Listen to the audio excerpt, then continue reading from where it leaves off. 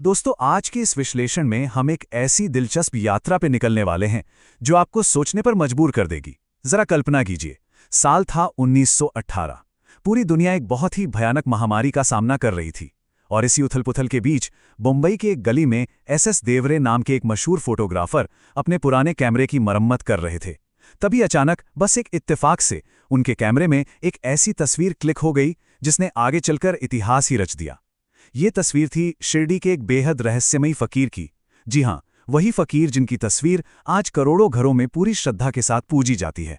तो चलिए आज तथ्यों और इतिहास के पन्नों को पलटते हैं और इस रहस्य की गहराइयों में उतरते हैं।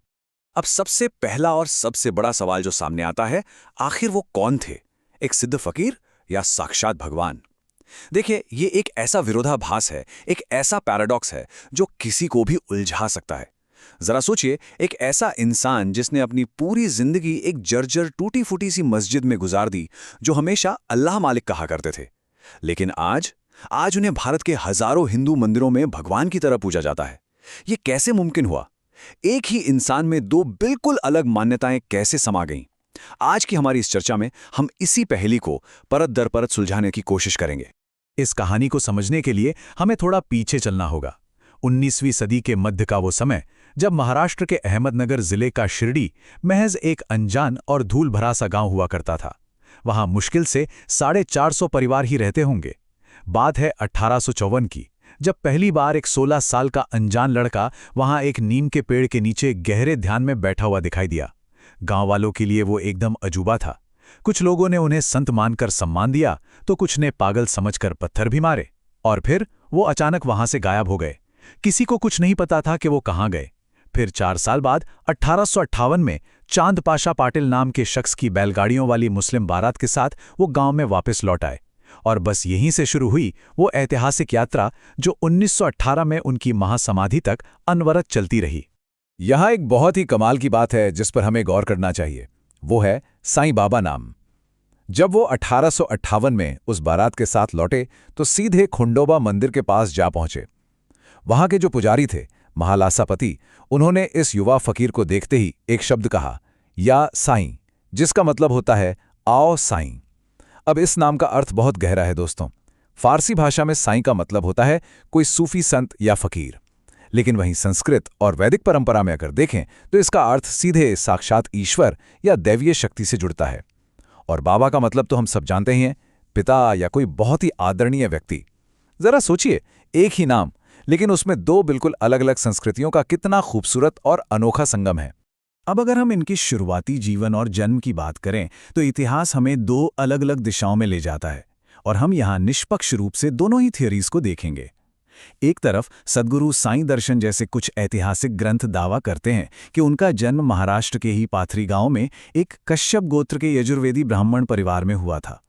लेकिन दूसरी तरफ एक और बहुत मजबूत मान्यता है, वो ये कि वे बचपन में ही अनाथ हो गए थे और फिर अजमेर में एक महान सूफी संत हजरत रोशन शाह ने उनका लालन पालन किया था। कहा तो ये भी जाता है कि उन्होंने मात्र 12-13 साल की छोटी सी उम्र में ही पूरा कुरान शरीफ कंठस्थ कर लिया था।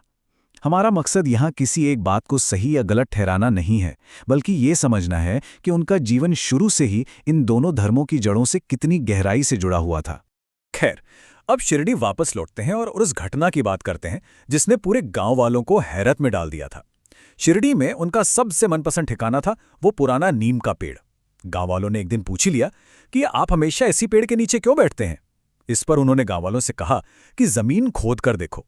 जब सचमुच वहां खुदाई की गई तो अंदर से एक रहस्यमयी गुफा निकल आई, और सबसे हैरानी की बात, उस गुफा में बिना तेल और बाती के 4 दीपक जल रहे थे। उन्होंने बताया कि ये उनके गुरु वेंकुशा का स्थान है। आज इसी जगह को गुरु स्थान कहा जाता है। और एक बहुत ही चौंकाने वाला तथ्य बताऊं, जिस जगह वे बैठते थे, आज भी उस कड़वे नीम के पेड़ के उस हिस्से की पत्तियां बिल्कुल मीठी लगती हैं। ये एक ऐसा रहस्य है जिसका जवाब आज तक कोई नहीं ढूंढ पाया है। उस पेड़ के नीचे कुछ समय बिताने के बाद उन्होंने खस्ता हाल पुरानी सी वीरान मस्जिद को अपना स्थायी घर बना लिया, और यहां फिर से एक बहुत बड़ा विरोधाभास देखने को मिलता है। उन्होंने रहने के लिए चुनी तो एक मुस्लिम इबादतगाह, लेकिन पता है उसका नाम क्या रखा? उन्होंने उसे नाम दिया द्वारकामयी। जी हां, भगवान श्री कृष्ण की पवित्र नगरी द्वारका के नाम पर एक मस्जिद का नाम। ये कोई छोटी मोटी बात नहीं थी दोस्तों। उस दौर में ये समाज में खींची गई धार्मिक दीवारों पर एक बहुत गहरी और सीधी चोट थी। अगर हम उनकी रोजमर्रा की जिंदगी पर नजर डालें तो वो सादगी की चरम सीमा थी। उनके पास अपना कहने को कोई भी सामान नहीं था। बस कुछ गिने चुने घरों में जाते और भिक्षा मांगकर अपना गुजारा करते। मस्जिद के अंदर उन्होंने एक पवित्र आग जला रखी थी जिसे वो धुनी कहते थे। वो लगातार जलती रहती थी और उसी धुनी की राख यानी ऊदी वो लोगों में बांटते थे, जिससे लोगों का मानना था कि उनकी बीमारियां दूर हो जाती हैं। लेकिन यहां भी एक कॉन्ट्रास्ट देखिए। दिन भर फटे पुराने कपड़े पहनने वाला और भिक्षा मांगने वाला ये फकीर जब हर दूसरी रात पास की चावड़ी में सोने के लिए जाता था तो उनके भक्त उन्हें किसी राजा महाराजा की तरह एक बेहद भव्य जुलूस के साथ, गाजे बाजे के साथ लेकर जाते थे।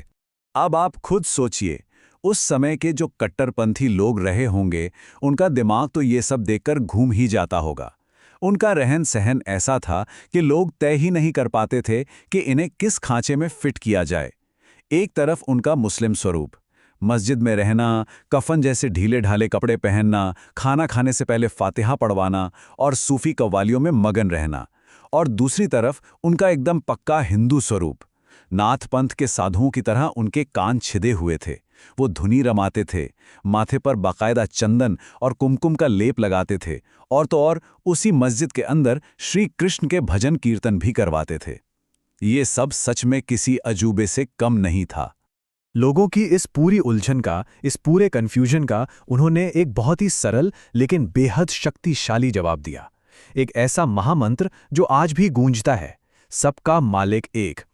उन्होंने अपनी पूरी जिंदगी में कभी भी किसी का भी धर्म बदलने की कोशिश नहीं की, बल्कि वो तो धर्म परिवर्तन के सख्त खिलाफ थे। उनका सीधा सा मानना था कि सच्चा धर्म वो नहीं है जो बाहर से थोपा जाए, बल्कि वो है जो इंसान के भीतर से जागृत हो। उनका पूरा फोकस सिर्फ और सिर्फ एक ऐसे सत्य पर था जो इंसान की बनाई हुई इन तमाम सीमाओं से बहुत ऊपर था। उनके उपदेशों में कोई बहुत भारी भरकम या मुश्किल फिलॉसफी नहीं थी। सब कुछ बहुत सीधा और आम इंसान की समझ में आने वाला था। उनके जीवन और उनकी शिक्षाओं के सिर्फ 3 सबसे मजबूत स्तंभ थे: निष्ठा, श्रद्धा और सबूरी यानी कि धैर्य। उनका कहना था कि आप चाहे मंदिर में जाके हाथ जोड़ लें या मस्जिद में जाके सजदा कर लें, अगर आपके दिल में दूसरे इंसानों के लिए दया नहीं है और ईश्वर के प्रति पक्की श्रद्धा और सबूरी नहीं है, तो आपकी वो सारी इबादत एकदम अधूरी है। बस यही वो साधारण सी लगने वाली लेकिन बेहद गहरी बातें थीं जिन्होंने उन्हें एक यूनिवर्सल संत बना दिया।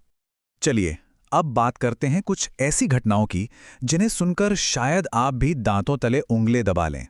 इतिहास में ऐसे कई चमत्कारों का जिक्र है, जैसे वो मशहूर किस्सा जब बनियों ने उन्हें चिढ़ाते हुए दियों के लिए तेल देने से मना कर दिया था। तब उन्होंने क्या किया? उन्होंने दियों में पानी डाल दिया और वो दिए पानी से और भी ज्यादा रोशनी के साथ जल उठे। दूसरा है बाइलोकेशन, मतलब एक ही समय में 2 अलग-अलग जगहों पर मौजूद होना। ऐसा करके वो दूर बैठे अपने भक्तों को अचानक आने वाले खतरों से बचा लेते थे। और तीसरा किस्सा तो सच में रोंगटे खड़े कर देता है। एक बार दूर किसी शहर में उनके एक भक्त का हाथ खौलते हुए तेल में गिर गया और उसी पल शिरडी में बैठे साईं बाबा के हाथ पर जलने के भयानक घाव उभर आए और वो भक्त वहां पूरी तरह से सुरक्षित बच गया। अब जाहिर सी बात है, आपका तार्किक दिमाग ये सवाल जरूर पूछ रहा होगा कि क्या इन बातों का कोई पुख्ता सबूत भी है या ये बस सुनी सुनाई बातें हैं। तो इसका बहुत ही ठोस जवाब है एक प्रामाणिक ग्रंथ, श्री साई सच्चरित्र। ये कोई कहानियों की किताब नहीं है जिसे सालों बाद लिखा गया हो।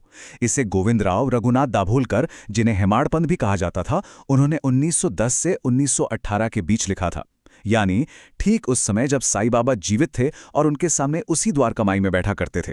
मूल रूप से मराठी में लिखे गए इस 53 अध्यायों के ग्रंथ में ये सारी घटनाएं एक आधिकारिक ऐतिहासिक रिकॉर्ड के तौर पर दर्ज हैं।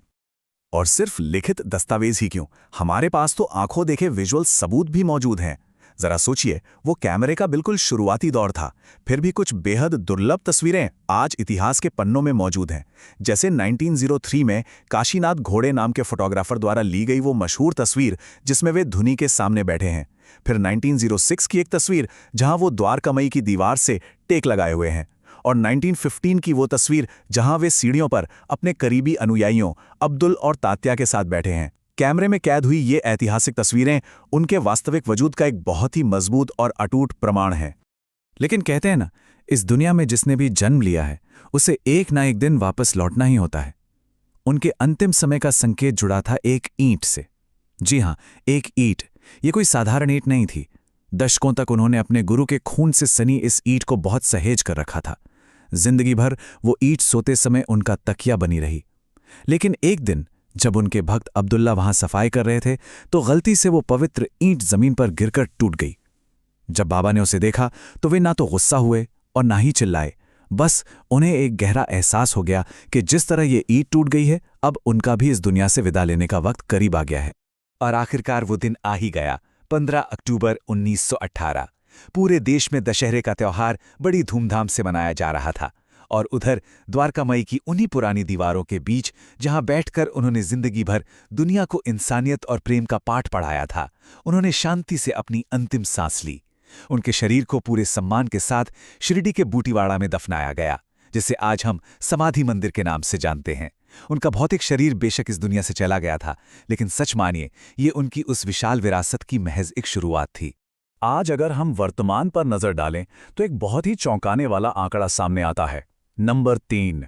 शिरडी का वो धूल भरा अनजान सा गांव आज भारत का तीसरा सबसे अमीर धार्मिक स्थल बन चुका है, तिरुपति बालाजी और पद्मनाभा स्वामी मंदिर के ठीक बाद। ये सच में हैरान करने वाला है कि जो फकीर अपनी पूरी जिंदगी सिर्फ भिक्षा मांगकर एक एक रोटी जोड़कर अपना पेट भरता रहा, आज उसी के दरबार में दुनिया के सबसे बड़े और अमीर लोग अपनी झोली फैलाए खड़े रहते हैं। ये इस बात का सबसे बड़ा सबूत है कि वो आज भी करोड़ों लोगों के दिलों पर राज करते हैं। तो दोस्तों, इस पूरे ऐतिहासिक विश्लेषण के अंत में एक बहुत ही गहरा सवाल हमारे सामने आकर खड़ा हो जाता है। आप खुद सोचकर देखिए, क्या असली चमत्कार वो था कि उन्होंने पानी से दिए जला दिए, या फिर असली चमत्कार ये है कि उन्होंने दुनिया के करोड़ों लोगों को, अलग अलग जातियों और धर्मों को सिर्फ एक विश्वास के नीचे लाकर एकजुट कर दिया? एक ऐसा सीधा साधा फकीर जो सभी विवादों और सरहदों से कहीं ऊपर उठ गया और पूरी मानवता का प्रतीक बन गया। इस सवाल का जवाब आप अपने भीतर जरूर टटोलिएगा। इस चर्चा में हमारे साथ जुड़े रहने के लिए आपका बहुत बहुत शुक्रिया।